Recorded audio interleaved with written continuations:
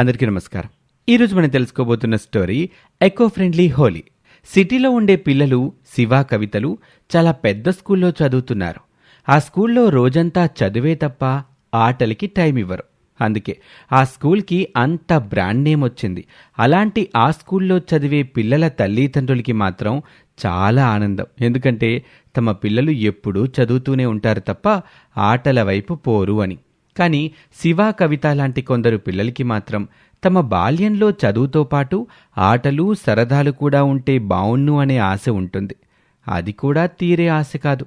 అలాంటి ఆ పిల్లలు హోలీకి 4 రోజుల ముందు ఒకరోజు స్కూల్ హాలిడే కావటంతో తమ కమ్యూనిటీలోని గార్డెన్లో కూర్చున్నారు. అక్కడికి వాళ్ల కామన్ ఫ్రెండ్స్ అయిన చోటు, వీరు కూడా వచ్చారు. ఏంటి శివ, అలా డల్గా ఉన్నావు? ఏమైంది? ఎగ్జామ్స్లో ఏమైనా మార్కులు తక్కువ వచ్చాయా? మాకు ఎగ్జామ్స్లో మార్క్స్ తక్కువ ఎందుకు వస్తాయి చోటు? ఎప్పుడూ చదువుతూనే ఉంటాం కదా. నాలెడ్జ్ వచ్చినా రాకపోయినా మంచి మార్క్స్ అయితే తప్పకుండా వస్తాయి. అదే కదా మా పేరెంట్స్కి కూడా కావాల్సింది. అబ్బా నువ్వుండే చోటు, వాళ్ళతో డిసప్పాయింటెడ్గా ఉంటే నువ్వేంటి ఏవేవో అడిగి వాళ్ళని బాధ పెడతావు? అసలు ఏమైంది కవిత? ఎందుకని ఎలా ఉన్నారు?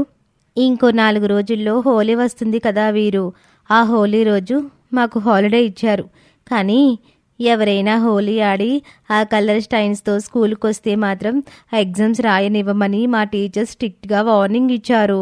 అదే విషయం ఇంటికొచ్చి మమ్మీ డాడీలకి చెప్తే మంచిదే కదా. హోలీ ఆడితే ఆ కెమికల్ కలర్స్ వల్ల స్కిన్ ప్రాబ్లమ్స్ వస్తాయి. అందుకే చక్కగా ఇంట్లో ఉండి చదువుకోండి ఆ రోజు అంటున్నారు. ఏంటో మీ పేరెంట్స్ ఎప్పుడు చూసినా చదువు ర్యాంక్స్ అంటారే కానీ మిమ్మల్ని ఏం ఆడుకోనివ్వరు అని తమ మిత్రుల మీద చోటు, వీరుకి కలిగిన జాలి కూడా వాళ్ల పేరెంట్స్కి కానీ ఆ పిల్లల స్కూల్ యాజమాన్యానికి కానీ లేకుండా పోయింది. ఇదిలా ఉంటే ఆ పక్కనే ఉండే మరో కాలనీ నుండి అమ్ము, కార్తిక్ అనే 2 పిల్లలు ఆడుకోవటానికి అదే పార్కుకి వస్తూ ఉంటారు. వాళ్ళు ఈ పిల్లల్లాగానే పెద్ద స్కూల్లో చదవటం లేదు, కానీ ఈ కాలం పిల్లల్లా కాకుండా ఇప్పటి తరంలో కూడా చక్కగా బాల్యాన్ని ఎంజాయ్ చేసే స్కూల్లో చదువుతో పాటు ఆటలు కూడా ఆడుకునే అవకాశం ఉన్నవాళ్ళు వాళ్ళిద్దరు. ఒకసారి తమ స్నేహితుడు మిట్టు చిలుకతో కార్తీక్ ఇలా అంటాడు. Mittu, thank you very much Mittu. నువ్వు చెప్పిన ఐడియాతో నేను మా స్కూల్ కాంపిటీషన్లో డ్రాయింగ్ అసైన్మెంట్లో వేసిన డ్రాయింగ్కి నాకు ఫస్ట్ ప్రైజ్ వచ్చింది. నీకే కాదు కార్తీక్, నాకు కూడా మీటు ఇచ్చిన ఐడియా వలన జనరల్ ఎస్ఏ కాంపిటీషన్లో ఫస్ట్ వచ్చింది. మీరిద్దరూ నా ఫ్రెండ్స్ కదా, అందుకే నేను అలా ప్రకృతిలో ఎగురుతూ వెళ్ళినప్పుడు కనిపించే విషయాలని మీతో షేర్ చేస్తాను. వాటిని చక్కగా మీరు అర్థం చేసుకున్నారు కనుక మీకు ఫస్ట్ వచ్చింది. కానీ ఇందులో నేనేమీ చెయ్యలేదు. సరే, నీ వల్ల మేం హ్యాపీగా ఉన్నాం కనుక నీకోసం ఒక చిన్న గిఫ్ట్ తెచ్చాం అని చెప్పి తన పాకెట్లో నుండి ఒక దోర జామకాయ తీసి మిట్టు చిలుకకిచ్చాడు. ఆ దోర జామ పండుని ఎంతో సంతోషంగా అందుకొని తిని తన ఫ్రెండ్స్తో కాసేపు ఆడుకొని వెళ్ళిపోయింది మిట్టు చిలుక. ఇలా 2 వేరువేరు ప్రపంచాల్లో బ్రతుకుతున్న ఆ 4 పిల్లలు హోలీకి ఒకరోజు ముందు అదే పార్కులో కలుసుకున్నారు. అంతకుముందు వాళ్ళ పార్కులో ఒకరినొకరు చూసుకున్నారు, కానీ పెద్దగా పరిచయం లేదు. ఈసారి దిగులుగా కూర్చున్న శివ కవితలని చూసిన కార్తీక్, అమ్ములు వాళ్ళకి ఏమైందా అని పలకరించటానికి వాళ్ళ దగ్గరకు వెళ్లారు.